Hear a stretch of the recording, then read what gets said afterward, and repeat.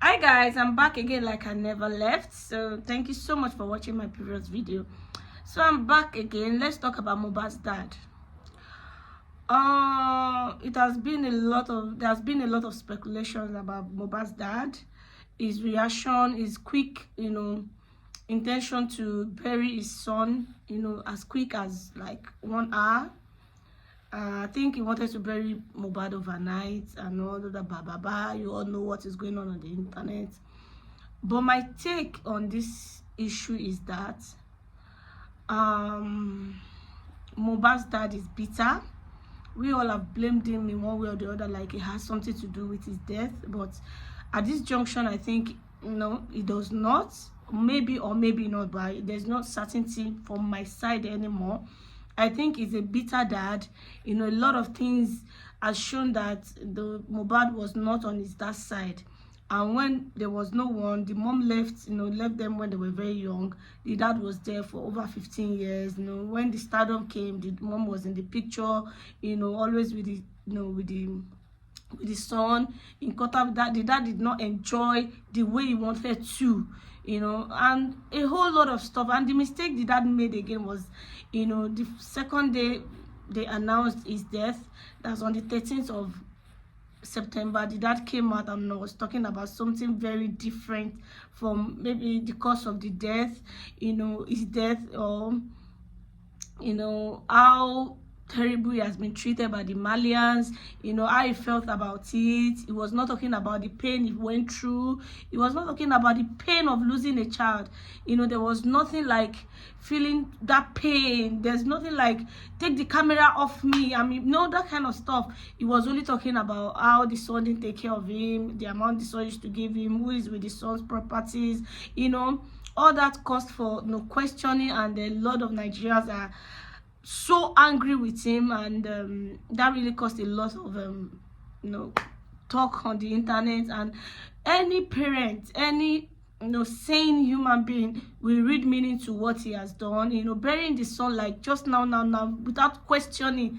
And both parents were aware of the torturing, the beatings, the oppression, from the Malians, all he went through from the Malians. And I felt like the dad shouldn't have buried him like that.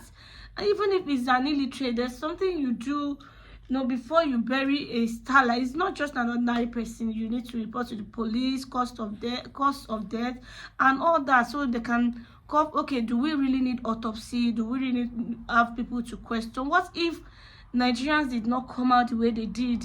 The dad would have just felt like, okay, that son that did not take care of me, what is your use? You are gone. Let me just move on and just,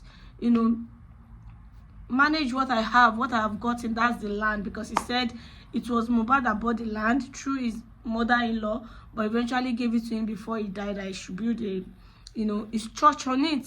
And the only thing the father was talking about that is super painful, guys, is just talking about money, properties. And I don't think it makes any sense, because the guy is just 27 years old. If not for stardom or being a star, a musical star, I don't think he will make that kind of money if he's not a yahoo guy. So I think the dad didn't do well.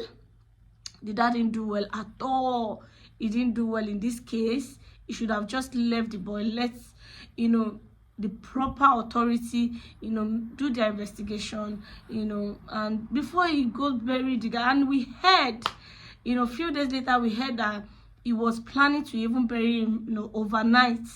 That's very bad. That's very bad. Why the quick sudden the sudden decision of burying him immediately? So later he came out and said that in the Yoruba land, is very sad and bad to bury your own child at that very young age, which is true. But in the situation like this, this is a lesson to all. You allow the police to be involved.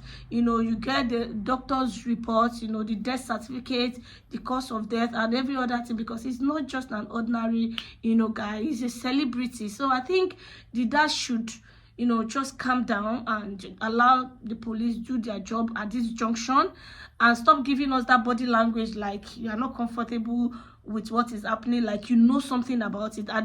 No pain, the pain in the eyes of all Nigerians are just trying to point fingers to the dad, and it's so painful that it made people start thinking that he knows something about his son's death. And I feel like in another case, I feel like it's because of the separation between the mom and the dad. You know, the dad just wanted to be the man. Is my son, I'm the one that says it's not your property, it's my property, you know, that kind of thing. Just want to, you know, win at that, just at that moment, like, okay, it's my son, I own him, just give me, without asking any question. That's very sad. And another thing I'm not happy about with the dad is that you were aware that this was been going through a lot of, you know, torturing by the Malians, you know, maltreatment, beating here and there, you know, oppression and every other thing, and you never, complained. You never complained to the report or complained to the police. You said in a voice note that was linked that you felt like on Kologbon, like they are teaching him. Is it that you didn't teach your son well? Is it that, you know, if an outsider wants to help you to discipline you, they have to torture him, they have to beat him, they have to, you know, oppress him, they have to depress him? At 27, he has a very high BP, very, very high, that is going through. That means he has been living in fear for a long time, and you, the dad, knows about it.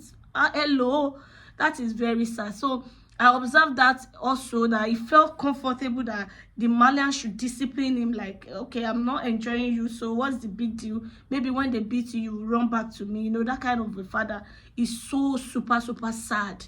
So now that the new development, the police they've started their investigation, which we are very grateful for. And I want to use the opportunity to say thank you to Iyabo Ojo for taking this up. This is so wonderful. It's one of its kind. And now that the police have taken up the investigation, the dad has been interrogated. They need to interrogate him again, because a new development, internet is doing magic when it comes to this Mohbad stuff. See, they need to interrogate him again. Why did he decide to? No, he brought out the statement now. They've replied us, but the police need to interrogate him again. Let them take him in and ask him question. Is there anybody threatening him? Is there something that he knows that he's not telling the public? Why is he stressed? Let them just hold the dad properly, because I don't know why you should quickly go and bury your son when you knew he was beaten few days before his death, and they've been beating him for like over a year or a month. I don't know how, how long it has been going on. But in this case, I think the dad should be interrogated again. So thank you so much for watching. I just felt like, let me, jump into the dad aspect and try to change one or two people's mind that don't let us say the dad knows about the death, but maybe he was angry, he was not behaving well, maybe he was, at a point in Mohbad's life, he was angry with him. So it's just that grievances and anger that he brought out. Instead of mourning the son, feeling bad that he lost the son, he was feeling bad that he did not enjoy the boy, which is so sad. And we have a lot of families like that, that the only thing they think about is what they want to get from you. When they don't get anything from you, you are useless, you are nobody to them. And so this is a lesson to all dad and mom that in this show. So in my next video, I'll be talking about the mom. Maybe I'll be talking about the wife. I don't know yet, because she's very young, she's mourning. But there are one or two things I would like to pin out when it comes to the wife. So don't forget to like and share, leave a beautiful comment, stay tuned to my page, my channel on YouTube, and I'll see you guys in another video.